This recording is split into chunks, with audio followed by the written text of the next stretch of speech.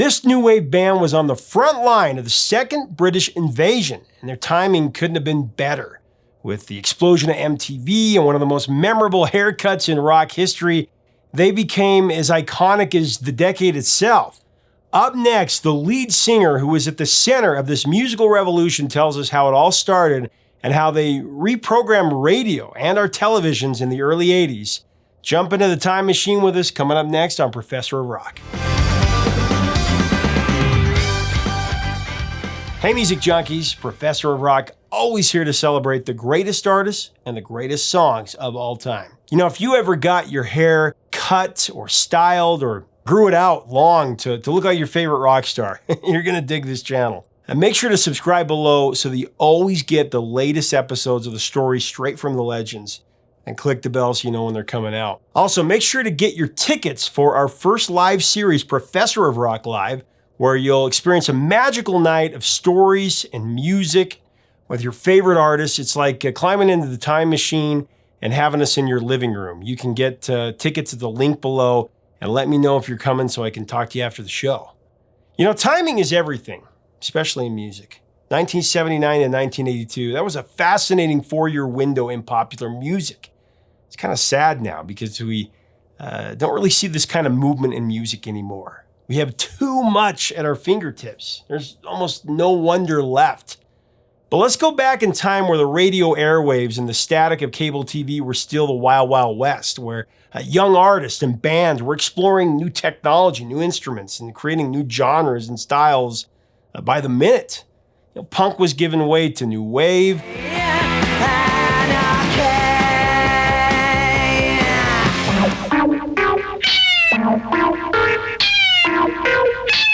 Disco was transforming into synth pop and dance music.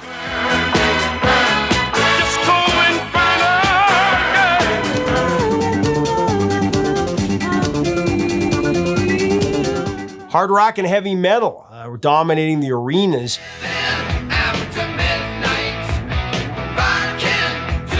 And everything was influencing everyone. Every day was a new adventure, traveling across the sonic landscapes, if you will. Blondie was trying everything from rap to rock to new wave.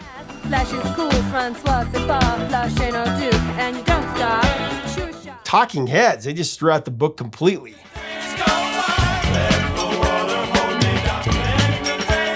The Cars were reestablishing rock's past while giving us a look into the future.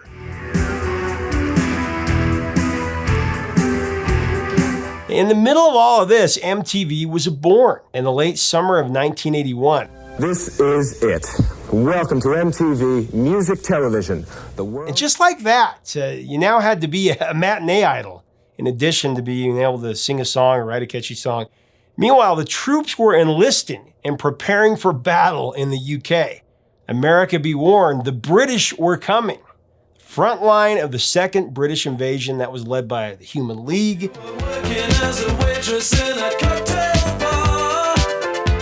Along with Soft Cell and Flock of Seagulls.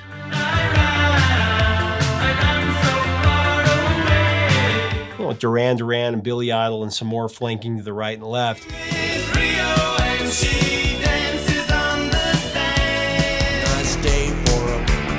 Wedding.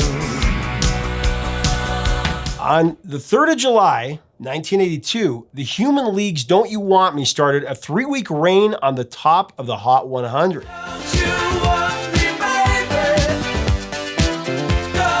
Of course, the song got a massive boost from MTV airplay, and then Soft Cell's remake, Tainted Love, spent a record-breaking 43 weeks on the Hot 100.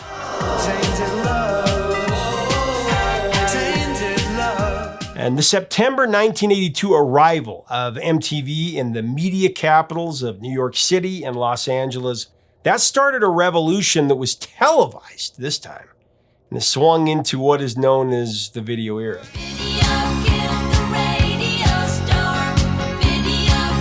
By that fall of 1982, a group called the Flock of Seagulls, they took their single I Ran So Far Away, a new wave parentheses song, whose music video and lead singer's haircut would be ingrained upon our pop psyche for eternity. Couldn't get away. From there, the floodgates exploded as Billy Idol and Duran Duran made their new singles dual threats, song and video, giving them the kind of exposure that artists could only dream of before.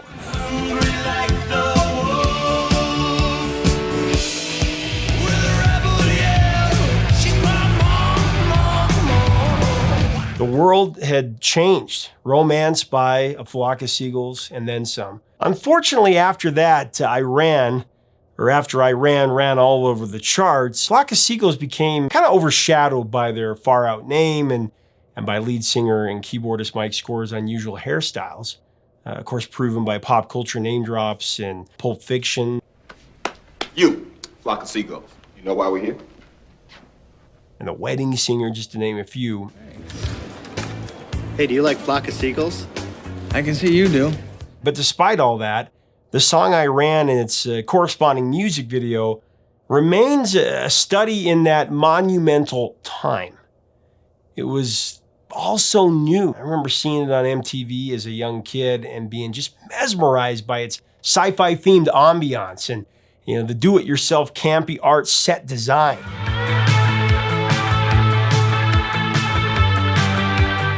The song had a few distinct and catchy hooks as well. I mean, the opening instrumental is instantly recognizable, in no small part because of the use of the delay in the electric guitar chords.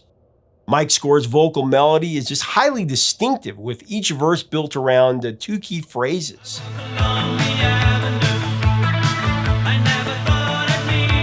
And of course, the tempo of the song accentuates the emotion, the desire to escape, allowing Iran so far away to give us as listeners an evocative sonic experience supported perfectly by the music and the lyrics.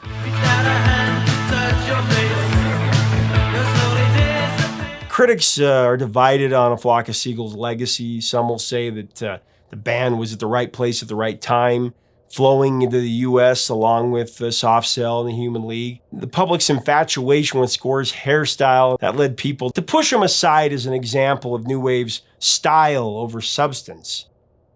That's really a lazy critique. Mike Score is now completely bald, so the strength was not in the hair, nor in the music video. I mean, we're still singing the songs. They're still a part of pop culture every day. Space Age Love Song? It's one of the finest songs of the 80s.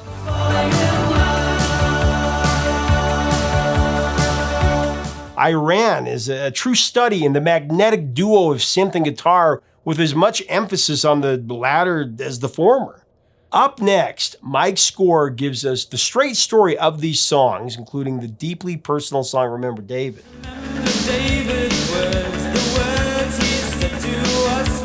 As we go into this interview, I want to thank our sponsor, Zenni Eyewear. It helps to make this possible.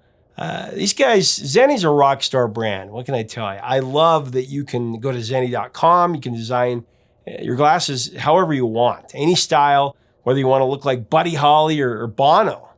Zenni has you covered. Check it out today again at Zenni.com.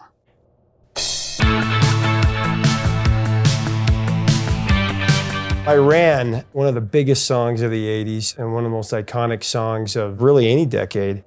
That was not only so big in the US, but I mean, it's number one in Australia. Yeah. It hit the top 10 worldwide in so many different countries. I want to ask you specifically about that song and go through some different things, because I'm talking about the wall of sound, that guitar feedback. Tell me kind of the invention of that song. Like I said earlier, we went to Zoo Records and there was photographs. One of the photographs was a guy and a girl running away from a flying saucer. So we were trying to say to Zoo, we can write songs about anything. We'll write a song about this picture. That night or the night after, something like that, we went to Eric's, which was a big club in Liverpool. There was a band on, and they did a song called I Ran. And it clicked that I ran, they ran, you know. So we actually went back to our rehearsal room, this was like 4 a.m, and started rehearsing. And we had like some little ideas. Mm-hmm. So we started playing around with those and just singing I Ran and coming up with 1 or 2 lines. And from that, it just developed itself.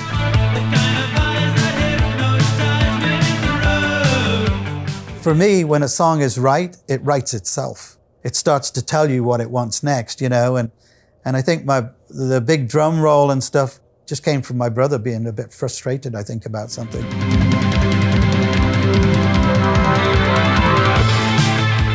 So he just started pounding his drums, and we're like, well, that sounds awesome. We just keep going, you know. Then it's like, what should we do after that? How about a lead break? And then, it just started to arrange itself. I ran, and then so far away. Was it something that you just kind of started singing out there? Or? Yeah, just plucked it out of the air, you know. Wow. It could have been I ran through a field full of cabbages, but it was so far away. It's kind of weird when you're writing songs. You know, influences and other songs that you've heard come flying through your head, you know, and even just one line can suddenly gravitate into your song. You know, I would sing something and the other guys would go, yeah, do that again, sing that again. So, you know, we'd end up playing an hour-long version of I Ran. Right. Singing that chorus 20 times until it just sounded, and everyone would go, that's perfect. That's it. Now let's, you know, what are we going to do for the lead guitar, you know? And then you just start singing something. How about da da da da da? You know, and then Paul would just go, "Yeah, that sounds great." Da da da, and the song wrote itself.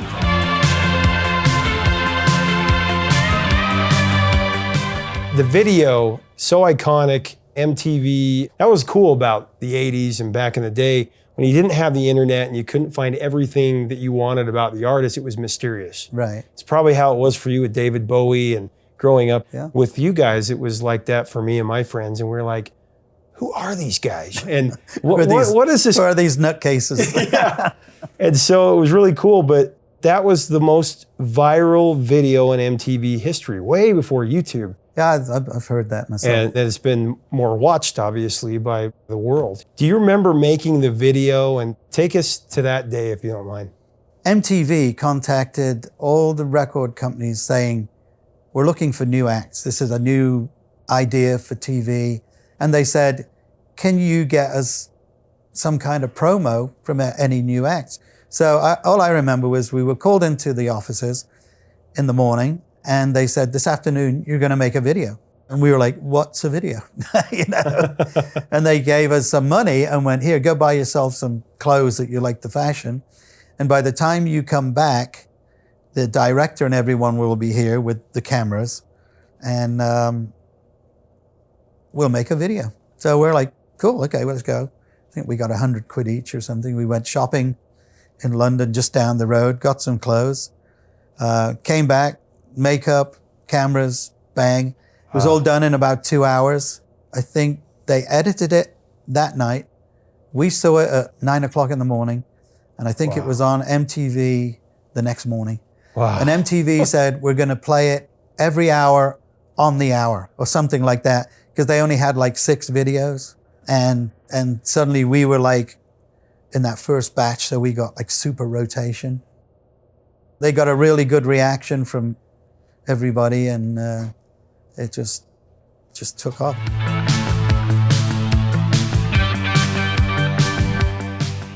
I think we're one of the bands MTV made us. You know? Yeah. Because we had crazy style and they had this crazy idea of putting music out like that in their own completely new way. People would put us in a bracket that was, this is where I am now, you know. I think a lot of kids were looking for something like that to latch onto. No question. Because they couldn't relate to big 70s bands and all that stuff, you know. I remember the generation that I grew up in was the Saturday morning cartoon generation, and comic books were still, instead of comic book movies, it was a comic book. And, and it was cool to see something that was so colorful and so imaginative and sci-fi and futuristic. And I saw a movie just recently where the guy says, what kind of band are you? It's set in the 80s. He's like, oh, we're futurists. And I was like, that's exactly it. That's what it was. How do you do? This is the singer in the band I was telling you about. Oh yeah, she played me a song, good vibes. Little bit of Duran Duran in there, bit of new romance. What style would you say you were? I'm a futurist. Epic. See you in the future then.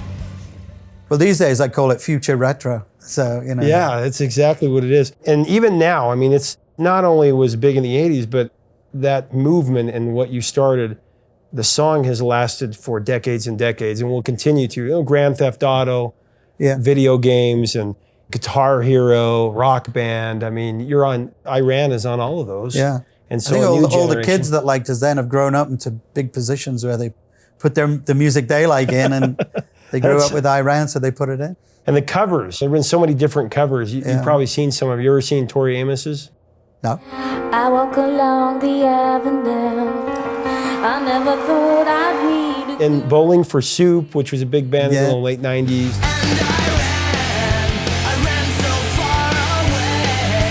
Of course, in movies, Hangover. I don't know if you saw it, Hangover 2. Part of the problem is that people tell me, and go see this, it's in it, and I go, yeah. I'm onto something else. And then like 5 years down the line, I go, I didn't know that was in that movie. Yeah. And then suddenly it's, But it's like people skit us, but they don't forget us.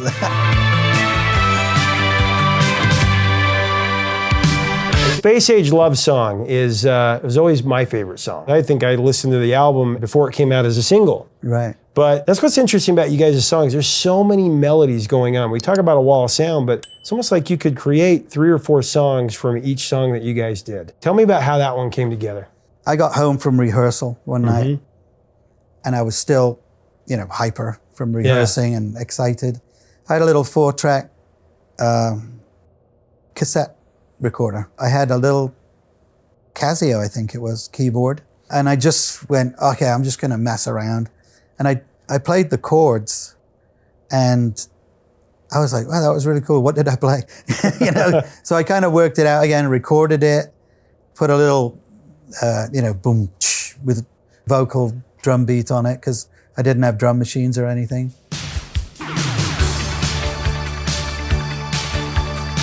My brother at that time lived next door to me. I had an apartment, he had one there. So I think it was probably 8 o'clock in the morning. I was still awake messing with this song. And I went to him and I said, hey, listen to this. I just wrote it. And he just went, it's rubbish.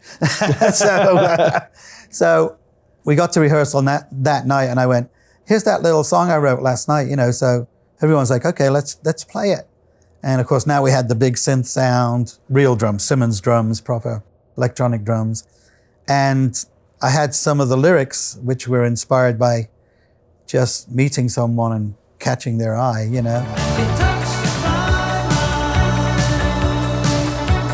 I wanted it to be simple and totally understandable so that everybody knew. Everybody knows when you meet a girl and you look in her eyes, if there's a spark, there's a spark. Right. And if there's not, then down the road you go. But I did actually write other lyrics for it when I was writing it at home. It's just that when we got to rehearsal, I put the nicer lyrics in. And I just wanted it to be simple. And then we were saying to Paul, we have to find a counterpart, a simple guitar melody to go with that. Because we were all like, this is a pop song. It's a little space age pop song. And we actually were looking for a name for it. And Frank said, it just sounds like a space age love song. So we wrote Space Age Love Song on our blackboard, and we never rubbed it off because we would say, let's rehearse Space Age. And over time, that little guitar melody that we were kind of singing developed into this, because it's like once you get into a song and you're confident in the part, you start expanding it and developing it, and hey, give it a bit more of this kind of sound and that.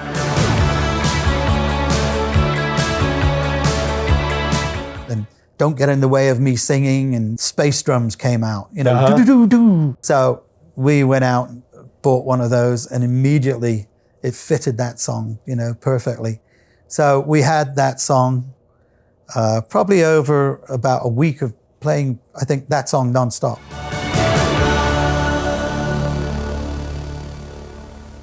Well, 84, Story of a Young Heart, that was an album that you guys started to move away a little bit from the space theme. It was more of a kind of an emotional theme, I would say. The more you live, the more you love. Mm-hmm. The more you live, the more you love. Kind of tell me about that song and the way you approached that album. The album is based on a friend of mine that committed suicide, which is why it has Suicide Day on it.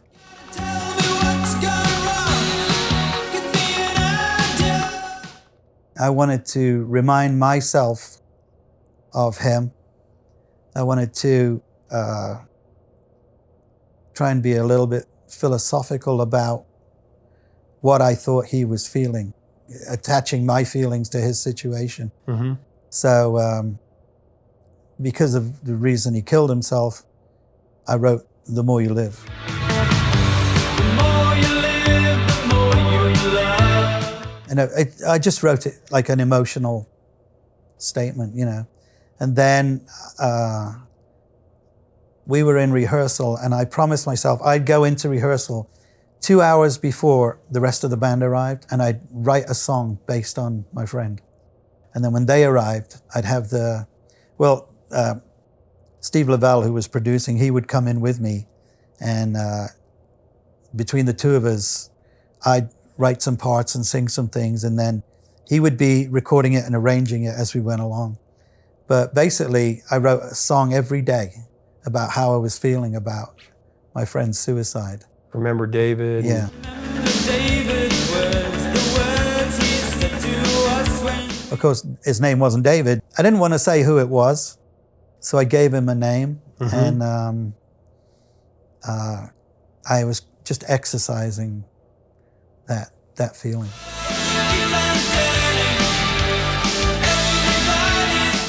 It's a beautiful album, and again, so much different than what had come before. The evolution of your sound.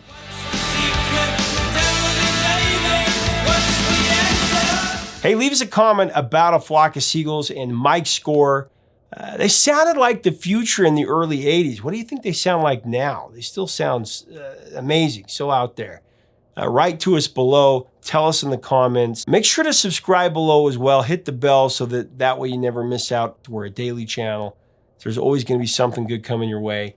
Until next time, 3 chords and the truth, my friends. Talk to you soon.